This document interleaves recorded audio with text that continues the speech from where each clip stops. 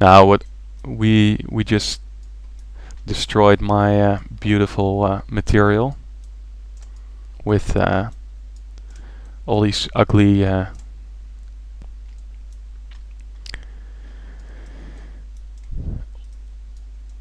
texturing, but that's not what it's about. So let's see here. When we press play, we can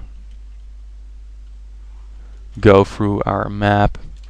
We can see here that it's red, and that's because every non-rectangle shape will become red. And we can see here that my models aren't really made for the way I built this map. I should probably lower this a little, but yeah, you can see that it just made the map like this, and here we can now actually add the stairs later on. But yeah, the map looks fine, and you can even make some minor changes to it. Sometimes it doesn't work, sometimes it does. Let's see. Also, we can see the debugging here. We can see how the scope is drawn. So that's the little edge you can see there. Here, now it works. So we can make this room a lot bigger if we want. But yeah, if you're gonna make a lot of changes, you just want to go back to your brushed map and just make the changes there, because this will run really slow, and it's just for in the end, if you feel like your map is finished, then oh, let's, yeah, like this here. I changed this and now it's get screwed up.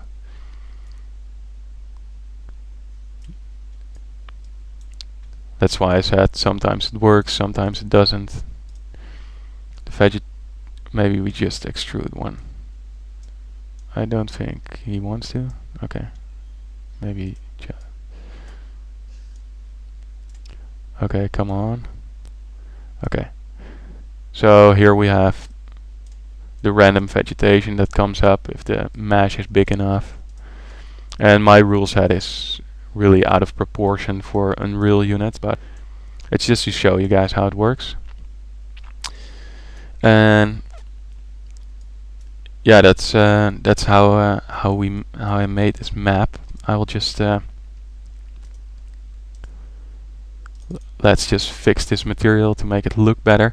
You also wanna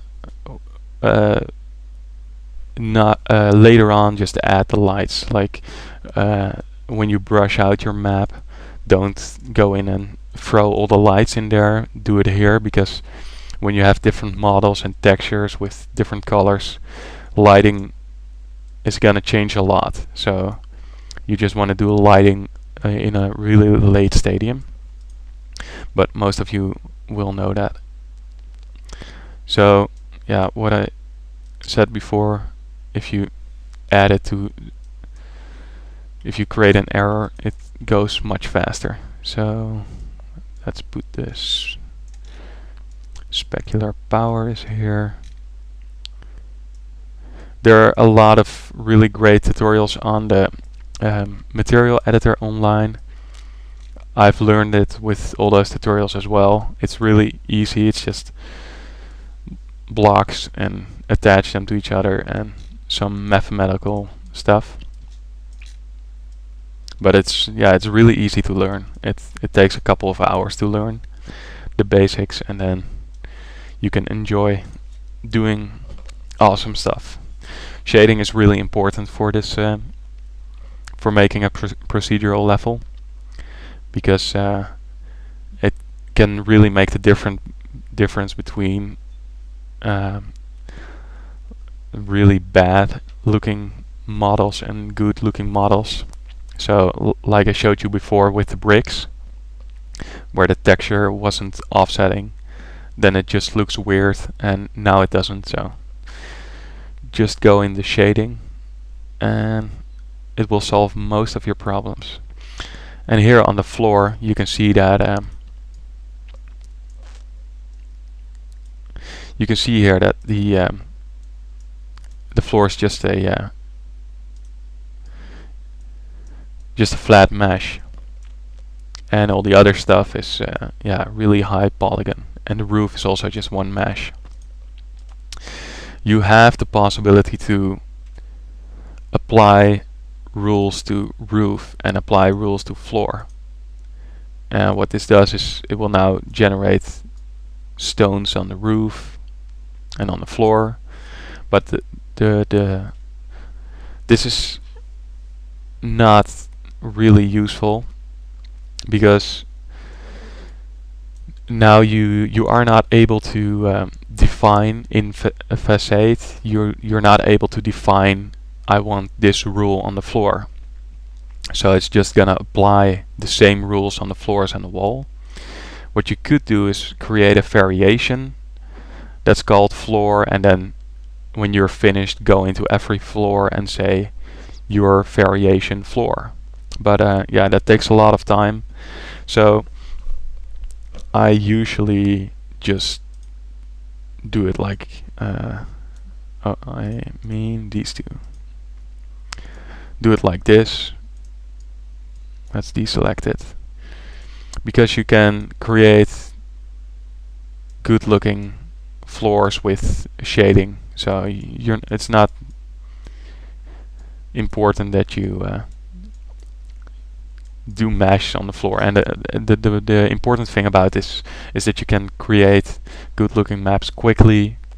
So if you have to go in the end and edit every floor to a floor variation, it just takes a really long time, and that takes away the purpose of this whole thing. So unless they're gonna make an option in Facade that you can have different rules to floors and roofs, then that's gonna be useful, but now it's not. And you can see that, yeah, my rule set was really meant to be used for really big rooms, because the corners are really big, and yeah, it's still a work in progress. Whoa, these stones are really big. That will probably be different when the scopes are different sizes. That's gonna screw it up, of course. Yeah, we can extrude it, but then it will just create a new scope. So here's the edge. When I extrude it, the edge stays there, and it will just create a new scope from there on. And yeah, you can also see the bricks changing when and the vegetation changing when I regenerate the rule set, and that's because I made a lot of stuff random. So here we have these vegetation, and the stones are like this. If I do tools, regenerate selected, it will look different. Different vegetation. Now here's a lot of vegetation. But yeah, that's the basics of this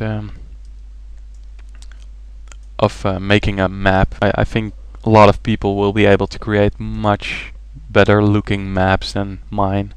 When you are experienced modeler, when you're really good in Maya or 3ds Max, you can create insane models, and if you get into the Facade editor, you might be able to create